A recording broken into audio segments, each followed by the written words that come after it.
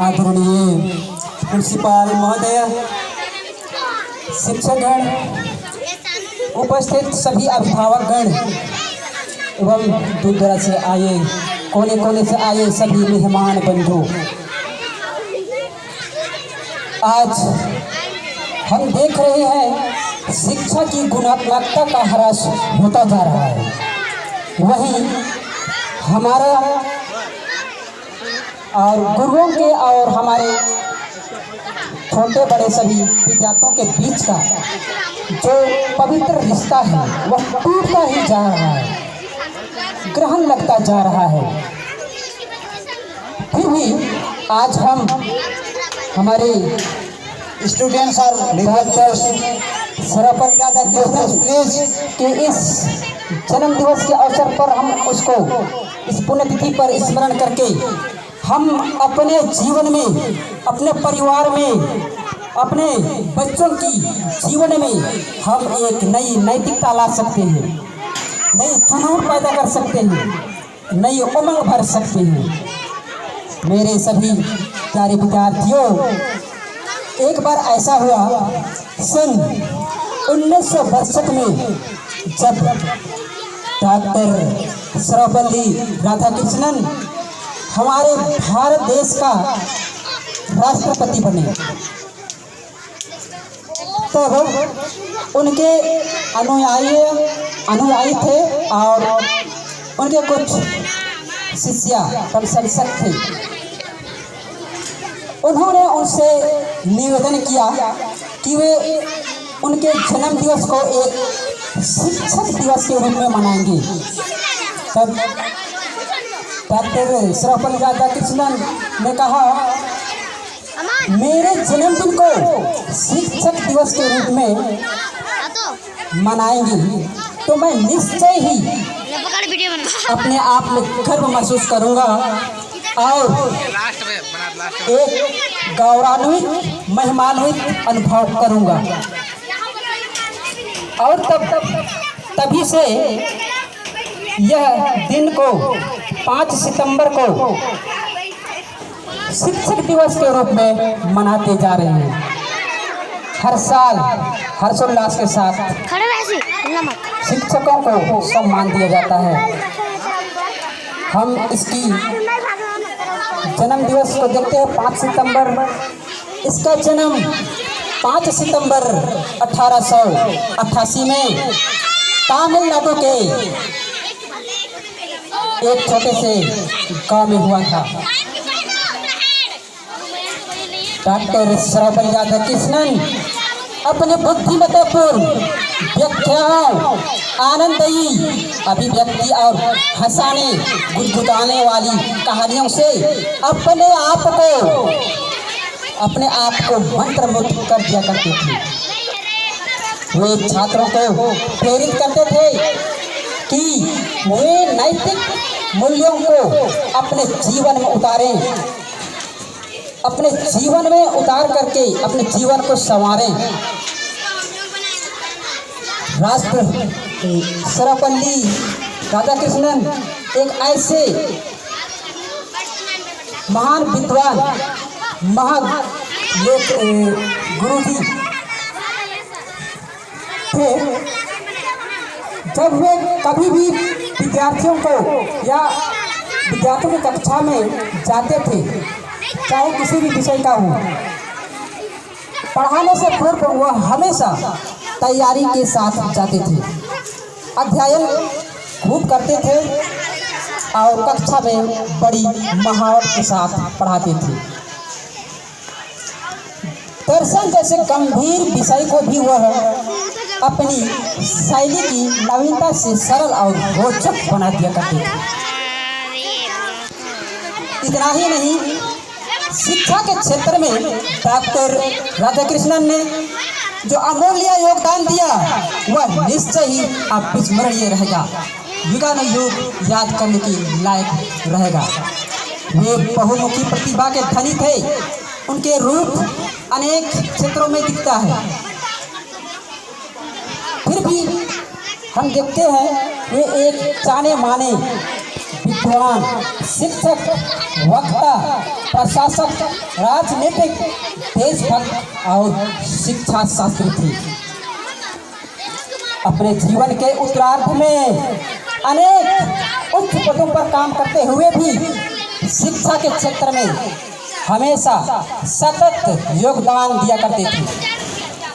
उनकी यही मानना था कि विश्वविद्यालयों में, स्कूलों में और बच्चों में यदि हम अच्छी शिक्षा देंगे, नई शिक्षा देंगे, तो हमारे देश की, हमारे परिवार की जो भी बुराइयां होंगी, हमारे समाज की जो भी बुराइयां होंगी, वो शायद खत्म हो जाएगी। आगे हम देखते हैं, डॉक्टर राधा कृष्णन कहा करते थे कि मात्र जानकारी देना यही केवल शिक्षा नहीं है, यद्यपि जानकारी का अपना उसका एक महत्व रहता है।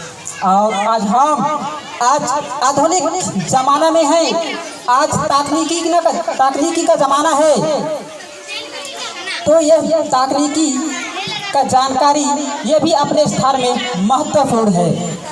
तथापि व्यक्ति के झुकाव और उसकी लोकतांत्रिक भावना का भी बड़ा महत्व है।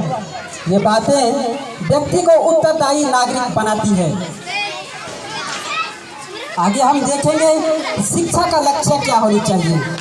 शिक्षा का लक्ष्य है ज्ञान के प्रति समर्पण की भावना, ज्ञान के प्रति अपने आप को निछावर करना, तभी हम अच्छी ज्ञान प्राप्त कर सकते हैं। और निरंतर सीखते रहने की प्रवृत्ति, बार बार जब हम अभ्यास करेंगे, बार बार हम किसी विषय पर मनन करेंगे, जरूर हम अपने सफलता को प्राप्त करेंगे। वह एक ऐसी प्रक्रिया है, ज्ञान सीखने की जो कला है, वह एक ऐसी प्रक्रिया है जो व्यक्ति ज्ञान और कौशल दोनों प्रदान करती है। हम ज्ञान प्राप्त करते ही है, साथ में हम अपने जीवन में अपने आप को सफल बनाने के लिए कौशल भी प्राप्त करते हैं। इनका जीवन में उपयोग करने का मार्ग प्रशस्त करती है। करुणा, प्रेम और श्रेष्ठ परंपराओं का विकास भी शिक्षा के उद्देश्य हैं। वे कहते थे कि जब तक शिक्षा के प्रति समर्पित और प्रतिबद्ध नहीं होता और शिक्षा एक मिशन नहीं मानता, तब तक अच्छी शिक्षा की कल्पना नहीं की जा सकती है। उन्होंने अनेक वर्षों तक अध्ययन किया। अनेक वर्षों के अध्ययन करने के बाद ही वह इस देश में विख्यात हुए। एक आदर्श शिक्षक के सभी गुण उनमें मौजूद थे, विद्यमान थे। उनका कहना था कि शिक्षक उन्हीं लोगों को बनाया जाना चाहिए जो सबसे बुद्धिमान हो। शिक्षक को मात्र अच्छी तरह अध्यापन करके ही संतुष्ट नहीं होना चाहिए। उसे अपने छात्रों का स्नेह, प्रेम, प्यार और उनकी आदर, ये सबको अर्जित करना पड़ता है। वे कहते थे कि विश्वविद्यालय गंगा यमुना के संगम की तरह शिक्षकों और छात्रों के पवित्र संगम है। बड़े बड़े भवन और साधन सामग्री इतने महत्वपूर्ण नहीं होते जितने महान शिक्षक हुआ करते। विश्वविद्यालय जानकारी बेचने की कोई दुकान नहीं है। वे ऐसे तीर्थ स्थल हैं जिनसे स्नान करने से व्यक्ति को बुद्धि, इच्छा और भावना का परिष्कार और आचरण का संस्कार। आगे देखेंगे, विश्वविद्यालय भौतिक जीवन के देवालय है, ये कोई बाजार नहीं है जहाँ पर हम अपने बच्चों को शिक्षा देते हैं। विश्वविद्यालय हो या स्कूल हो या शिक्षा देने का जगह है। Students are requested to please, ये सभी हम बच्चों के लिए और हमारे लिए ये एक देवालय है। उनकी आत्मा है। सभी बच्चों कृपया अपने जगह पे वे संस्कृति के पीठ शांत बैठे रहिए। स्वतंत्रता के दूत हैं यानी किला है। उनके अनुसार उच्च शिक्षा का काम है साहित्य, कला और व्यापार व्यवसाय को कुशल नेतृत्व उपलब्ध कराना। इसे मस्तिष्क को इस प्रकार प्रशिक्षित करना चाहिए कि मानव ऊर्जा और भौतिक संसाधनों में सामंजस्य पैदा किया जा सके। डॉक्टर राधाकृष्णन के जीवन पर महात्मा गांधी का पर्याप्त प्रभाव पड़ा था। सन 1929 में जब वे ऑक्सफोर्ड विश्वविद्यालय में थे, उन्होंने गांधी और टैगोर शीर्षक वाला एक लेख लिखा था। वह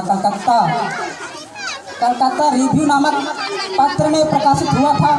उन्होंने गांधी अभिनंदन ग्रंथ का संपादन भी किया था। हम आगे देखेंगे कि हमारे डॉक्टर सर्वपल्ली राधाकृष्णन का पहुंच कहाँ कहाँ था। अमेरिका में भारतीय दर्शन पर उनके व्याख्यान बहुत सराहनीय था। उन्हीं से प्रभावित होकर सन 1929-30 में उन्हें मैनचेस्टर कॉलेज में प्राचार्य के पद पर ग्रहण करने को बुलाया गया। मैनचेस्टर और विश्वविद्यालय में धर्मों के तुलनात्मक अध्ययन पर दिए गए उनके भाषणों को सुनकर प्रसिद्ध दार्शनिक बर्ट्रैंड रसल ने कहा था, मैंने अपने जीवन में पहले कभी इतने अच्छे भाषण नहीं सुने। इतना सुंदर भी बोला करते थे। उनके बोली पर इतना पकड़ था कि लोग उनको तारीफ किया करते थे। उनके व्याख्यानों को एनएच स्पालिंग ने भी सुना था। हम देखते हैं सन 1962 में वे भारत के राष्ट्रपति चुने गए। 1962 में राष्ट्रपति चुने गए हमारे भूतपूर्व राष्ट्रपति जो 1962 के पहले डॉक्टर राजेंद्र प्रसाद थे। और उस वक्त हमारे ये डॉक्टर सर्वपल्ली राधाकृष्णन 1952 से लेकर के 1962 तक उपराष्ट्रपति रहे। तत्पश्चात उन्हें 1962 में हमारे देश का राष्ट्रपति चुना गया। उन दिनों राष्ट्रपति का वेतन कितना था मालूम है? मासिक 10,000 रुपये। उस जमाने में बहुत बड़ी रकम थी। शायद शिक्षकों की भी वेतन 58-54 से भी कम था होगा। हम आगे देखते हैं 10,000 मिलने के बावजूद भी उनको सभी वेतन को लेना उचित नहीं था, क्योंकि भूतपूर्व राष्ट्रपति ने पहले ही व्यवस्था कर दिया था। मात्र मासिक 2500 रुपया लिया करते थे और बाकी जो राशि बचा हुआ करता था, बच जाया करता था, उसको प्रधानमंत्री के राहत कोष में जमा किया जाता था। 17 अप्रैल 1975 में डॉक्टर सर्वपल्ली राधाकृष्णन का निधन हो जाता है। वे कहते थे कि शिक्षक का काम है ज्ञान को एकत्रित करना। वे कहते थे कि शिक्षक का काम है ज्ञान को एकत्रित करना या प्राप्त करना और फिर उसे बांटना। तो मैं यही आह्वान करूंगा सभी शिक्षकगण अपने बच्चों को उनकी भावी जीवन के लिए, उनकी भावी उज्जवल भविष्य के लिए हम अपने आप में एक कुम्हार के समान हैं और अपने बच्चों को हम समर्पित होकर के पढ़ाएंगे।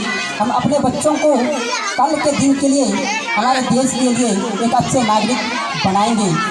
और मैं एवं हमारे सभी टीचर्स यही आह्वान करते हैं कि हमारे बच्चे कल के अच्छे नागरिक बने, अच्छे पढ़े लिखे और अपने परिवार में, इस देश में, अपने समाज में अपना नाम रोशन करें और अपने जीवन में सफलता को प्राप्त करेंगे।